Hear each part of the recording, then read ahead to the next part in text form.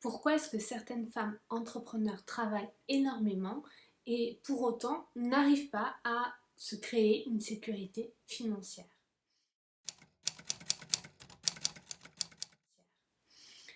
J'aide les femmes entrepreneurs à construire, à bâtir une sécurité financière sans se trahir, sans sacrifier leur bien-être et leur vie de famille. Euh, je remarque, et je crois que ça a été aussi la même chose pour moi, je remarque que chacune des femmes qui viennent vers moi ne rechigne jamais au travail. Et j'ai jamais rechigné au travail. Et il y a des années où, surtout quand j'avais mon magasin physique, je travaillais 10 heures par jour, 7 jours sur 7. Je travaillais énormément, je faisais énormément de chiffres et pourtant, je n'étais pas en sécurité financière. Il y avait des périodes aussi où je travaillais énormément, je ne faisais pas de chiffres et là, je n'étais pas non plus en sécurité financière. J'ai eu plus de périodes dans ma vie où, tout en travaillant, j'ai été en insécurité. Et dans cette vidéo, j'aimerais parler de pourquoi, quel est le piège et comment est-ce qu'on change ça, d'où ça vient, etc. Le piège, il vient principalement de la croyance erronée que travailler plus égale plus d'argent. Euh, je ne sais pas si c'est pour ma génération à 10 ans plus ou moins. Je suis née fin des années 70 et pour gagner plus d'argent, c'était le chemin en fait, c'était de travailler plus, de faire plus d'heures, de s'investir plus et que forcément ça allait finir par payer. Je sais d'expérience, pour le peu d'années salariées où j'ai été salariée, j'ai fait les saisons, mais après à 19 ans j'ai été 3 ans salariée. Et de toute façon, travailler plus ne me faisait pas gagner plus, déjà parce que j'étais une femme. Euh, Pas que j'étais payée moins, mais j'avais déjà remarqué que je n'avais pas accès à certains postes qui étaient mieux rémunérés. Euh, donc voilà, et ouais, dans le monde du salariat, en fait, déjà, si je voulais gagner plus, il fallait que je travaille plus, c'était comme ça. Plus d'heures, c'est comme ça en fait.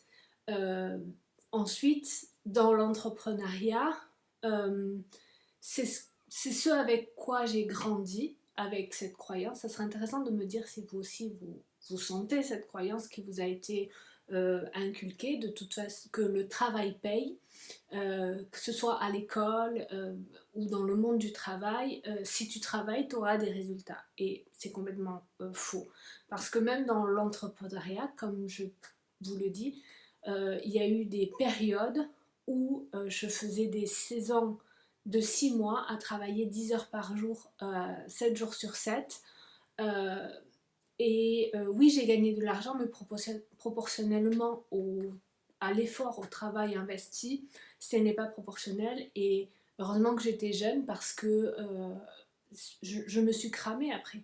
J'avais des périodes de down derrière ces fortes accumulations de travail. Euh, donc c'était pas du tout stable et je n'ai jamais pu créer une sécurité financière. Donc vraiment le piège, c'est le plus gros piège, c'est cette croyance erronée que travailler plus égale gagner plus d'argent. Et la vraie cause de l'insécurité financière, elle est invisible et c'est l'insécurité intérieure. L'insécurité intérieure, c'est se sentir déjà en insécurité permanente. Pourquoi? La racine de cette insécurité, elle vient du fait qu'on ne répond pas à nos besoins et à nos besoins fondamentaux. C'est cette insécurité financière est la résultante, je vais y arriver, la résultante d'une insécurité intérieure qui vient du fait qu'on ne répond pas à nos besoins fondamentaux. Et je le remarque, j'accompagne les femmes, donc je le remarque chez les femmes, de ce point commun entre toutes où on ne va pas répondre à nos besoins en priorité. On nous a éduqués, on a grandi dans très souvent répondre aux besoins, aux attentes des autres.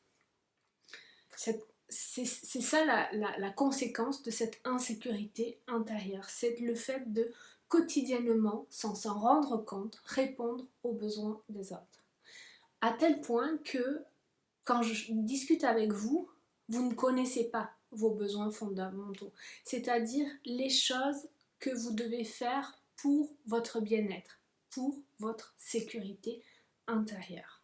Et c'est la racine de tout. Vous ne pourrez pas créer une sécurité financière, donc à l'extérieur de vous, tant que vous n'avez pas construit une sécurité intérieure en vous et tant que vous ne répondez pas en priorité à vos besoins fondamentaux.